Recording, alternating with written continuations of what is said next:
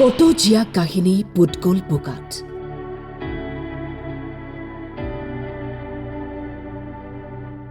অনিষ্ট কৰি গ'ল বলিয়া পানে যেন স্তব্ধ হৈ পৰিল সময়।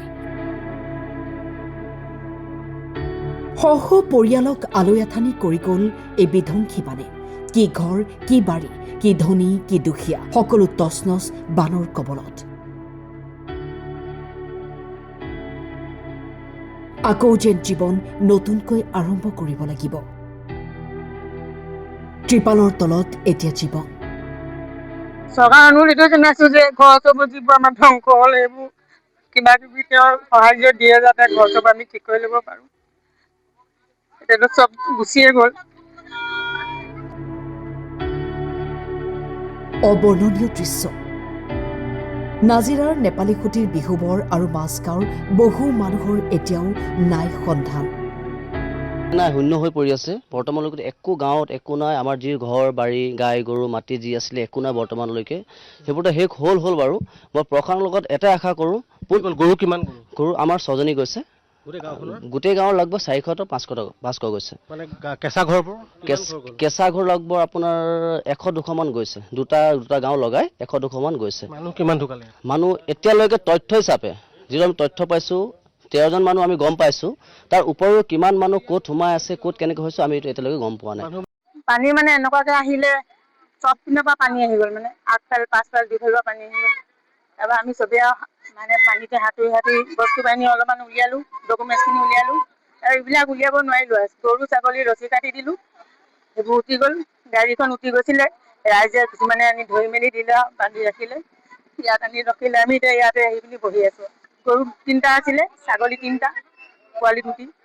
আকৌ হাঁহ কুকুৰা এইবোৰ ক'ত গ'ল এইবোৰতো বিচাৰি নাপালো। এইবিলাক চৰকাৰী সাহাৰ্য আমি কালি আহিছিলে, অলপ দিলে, চাউল তাউল কিনি দিছে। এতিয়া আঁঠুৱা চাঠুৱা আছে বুলি কৈছে, এতিয়া কেতিয়া দিব সিহঁতে এইবোৰ নাজানো। এতিয়া আমি এনেকে ইয়াত মহাকামনিত চিলা জ্বলাই মেলি এনেকে ইয়াতে বহি আছো। চৰকাৰ অনুৰোধ জনাইছো যে ঘৰ চব যিবোৰ আমাৰ ধ্বংস হ'ল এইবোৰ কিবা কিবি তেওঁৰ সাহাৰ্য দিয়ে যাতে ঘৰ চব আমি ঠিক কৰি ল'ব পাৰো।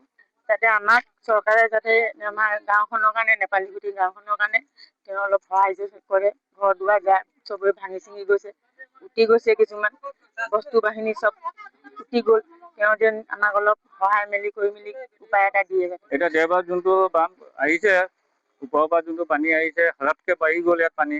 কিছুমান মানুহ গৰু উটাই নিলে, মানুহে যেন তেন যে আমি নাও ৰেস্কিউ কৰি পেলাই বচালো। এতিয়া কি কৰিম, উপায় নাই। এতিয়া আমিতো যেন তেন কৰি বচালো। যিকোনো মানুহখিনি বাচি আছে সেইকেইটা উদ্ধাৰ কৰিবলৈ সক্ষম কৰিছে, মানুহখিনি লাগি আছে। হ'লে যিমান পাৰো আমি বচাই আনিছো। এতিয়া মানুহে ঘৰে আমি থৈছো মানুহে। এতিয়া সেইখিনিৰ কাৰণে এতিয়া যিকোনো বস্তু আনিছো উদ্ধাৰ কৰি ঘৰে থৈছো। কিন্তু চৰকাৰে আমাক অকণমান সুবিধা চাব লাগিব। এতিয়া ধৰি লওক মানুহ, এতিয়া মোৰ ঘৰৰ 9টা ফেমিলি আছে, উদ্ধাৰ কৰি আনিলো। তাৰপিছত গৰু 3টা মান উদ্ধাৰ কৰি মোৰ ঘৰত আনি থৈছো।